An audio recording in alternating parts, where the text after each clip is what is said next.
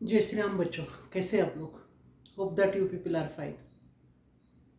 आज मैं एक नए टॉपिक के साथ आपके साथ सामने हूँ।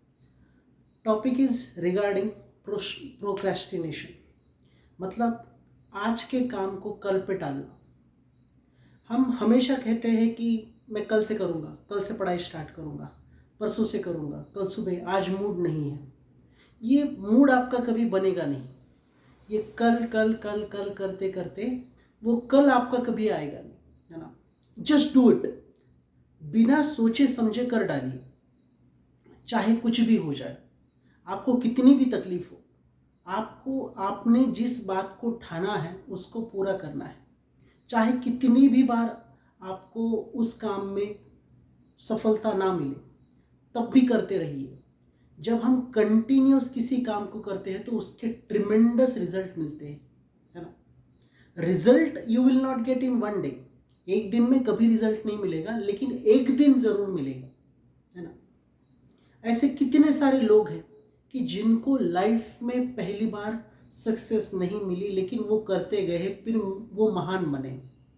अब लाइट जो आज हम इलेक्ट्रिसिटी, उसके सिवा एक मिनट नहीं रह पाते, वो बनाने के लिए थॉमस अल्वा एडिसन को कितने एफर्ट्स लेने पड़े। ऐसा कहा जाता है कि उन्होंने 10,000 बार ट्राई किया, तब जाकर लाइट का आविष्कार हुआ। तो देखिए कितना पेशेंस रहा होगा, तभी जाकर वो महान बने। किसी भी महान कार्य करने के लिए, कोई भी अच्छा काम करने के लिए आपको असफलता मिलेगी, आपको सेटबैक्स मिलेंगे, लेकिन आप करते रहिए, बिना सोचे, बिना डरे, बिना हिचकिचाए। ये शब्द आपके दिमाग से डिलीट कर दो कि कल से करूँगा। Just do it. अगर आपने सोचा है तो करना है ना। छत्रपति शिवाजी महाराज ने एट द एज ऑफ 14 पहला फोर्ट जीता था। 14 साल की उम्र में पहला फोर्ट जीता था, जिसका नाम था तोरना, है ना।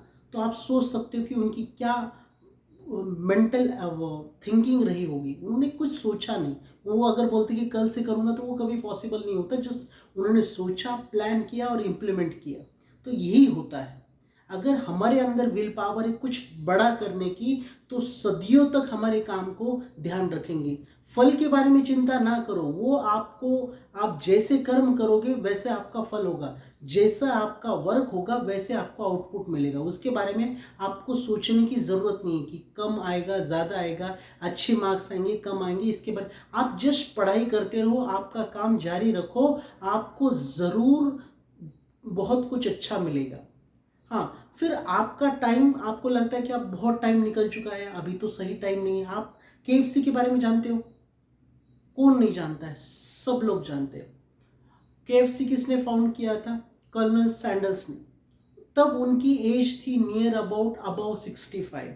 जिस एज में लोग रिटायरमेंट लेते हैं, तब उन्होंने केएफसी स्टार्ट किया था। उनको कितने सारे रिजेक्शंस मिले, लेकिन फिर भी उन्होंने प्रयास किया, और आज केएफसी दुनिया का one of the leading brand है ना। तो यही होता है, जब हम कोशिश करते हैं तो हमें ज़रूर उसमें सक्सेस मिलती है। कोई ना कोई तो हमारे हुनर को पहचान ही लेगा, है ना। हैरी पॉटर, है ना, ये दुनिया की सबसे ज़्यादा चलने वाली मूवीज में से एक है ना। उस बुक की ऑथर जेके रॉलिंग, उनको कई सारी पब्लिशिंग हाउस ने रिजेक्ट कर दिया, लेकिन उन्होंने कोशिश करती रही, वो कोशिश करती रही और उनको सक्सेस मिला। And with in few years 50 million copies of Harry Potter were sold, है ना। तो ये होता है, जब हम कोशिश करते हैं तो लगातार कोशिश करने के बाद हमें ज़रूर आउटकम मिलता है। एक हीरा बनने के लिए करोड़ों साल उसको उस प्रोसेस से गुजरना पड़ता है। एक कोयले को जब हीरे में तब्दील होना है तो 2200 फ़ारेनहाइट का टेम्परेचर, है ना, और लगभग ऐसा कहा जाता है कि 1 करोड़ साल लगते हैं। 1 करोड़ साल एक कोयले को हीरे में तब्दील होने में लगता है। तो आप पेशेंस रखिए, आप करते रहिए, आप कर्म करते रहिए, उसका रिजल्ट आपको मिलेगा। हाँ, इम्पेशेंस फील होगा, ऐसे लगेगा कि मैं कोशिश कर रहा हूँ, मुझे कुछ आउटकम नहीं दिखाई दे रहा। तो यही होता है ना, आपके रिजल्ट आने में टाइम लगता है। जो ये प्रोसेस होती है ये बहुत डिफिकल्ट होती है, इसमें आप पेशेंस रखिए, बट जस्ट डू इट, चाहे कुछ भी हो जाए। आपने कोशिश करना छोड़ना नहीं है, तब तक छोड़ना नहीं है जब तक आप उसमें मास्टरी ना हासिल करो। आप बोलोगे सर मास्टरी कब आएगी, तो ज़रूर आएगी, कभी ना कभी तो ज़रूर आएगी। आप कोशिश करते रहो। शुरुआत में गलतियां होगी, उस गलतियों को सुधारो, फिर से कोशिश करो, क्वेश्चन पेपर सॉल्व करो, नए क्वेश्चंस ढूंढो, नेट पे क्वेश्चन ढूंढो, एक टेक्स्ट बुक को ज़्यादा से ज़्यादा बार सॉल्व करो, प्रीवियस ईयर्स के क्वेश्चन निकालो, जितना पॉसिबल हो सकता है, जितना आप बेस्ट दे सकते हो उतना बेस्ट दे दो। देखो आने वाले सालों में आपका भविष्य बहुत सुनहरा होगा। You will have a very bright future ahead. Just have faith and trust in your efforts and continue working, है ना। अमिताभ बच्चन, जिनको as a radio jockey reject किया गया था, उनको कहा गया था कि आपकी आवाज़ बहुत भारी भरकम है, जो कि रेडियो को सूट नहीं करती। आज पूरी दुनिया उनकी आवाज़ की दीवानी है ना। केबीसी वो 80 साल की उम्र में कर रहे हैं। अब उनको करने की कोई ज़रूरत नहीं, लेकिन वो करते हैं। कुछ लोगों का ये होता है ना कि वो जब तक काम नहीं करते उनको सुकून नहीं मिलता। हाँ, सो यही होता है। अगर हमें लाइफ में कुछ अचीव करना है तो हमें कर्म करने पड़ेंगे। जैसे हमारे कर्म होंगे वैसे हमारा आउटपुट आएगा। So you start working, just do it, बिना सोचे समझे कि आउटपुट क्या होगा क्या नहीं होगा। हाँ, किसी ने आपको रिजेक्ट कर दिया या आपको किसी काम में असक्सेसफुल हुए तो इसका मतलब ये है कि आप नाकारा हो, बिल्कुल नहीं है। इसका मतलब ये है कि अभी टाइम है। You have to be become better. खुद के अंदर ध्यान दीजिए, हम अपने अंदर क्या इंप्रूवमेंट कर सकते हैं, क्या लैकुनाज है, क्या कमी रह गई, उसको देखो।